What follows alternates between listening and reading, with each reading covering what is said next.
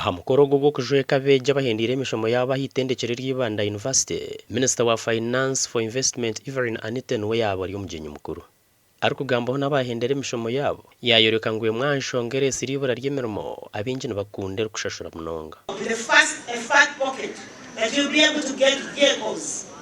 The first salary that you want to get vehicle. Your Vice Chancellor told you this.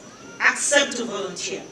When I told you that I got my first job as a radio presenter, that was during my senior 6 vacation. Even when my parents were telling me it's too early for you to work, I said no, I have to go and start work. Oguhona nabwe yashaba abazire kushomesa abana babe emirimo y'emikono obwo ari kworeka emirimo ya office kwera miche munonga. Here, and those of you who have not gotten first class but you have gotten a degree, I want to tell you, it doesn't matter whether you got a first class or you got a second class or second upper, it is your attitude on the workplace. So please use your time consciously. Use your time knowing it's valuable. It's a currency on its own.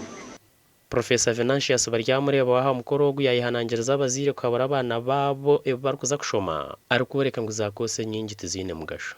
In this country today, we have so many degrees being offered. But you can be sure there are some degrees you take, however good you are. Even if you pass the first class of 4.999, it may take you another 10 or 15 years before you get a job.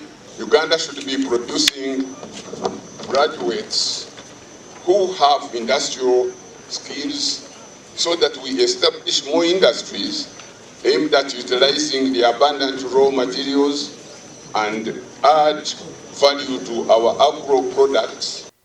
Ogugwaba buryo murundi gwa mushanju itendekere rero kujweka abeegi.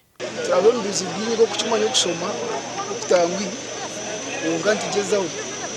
World time gezaho. Makuru agagasha kwa Timothy Mushabe.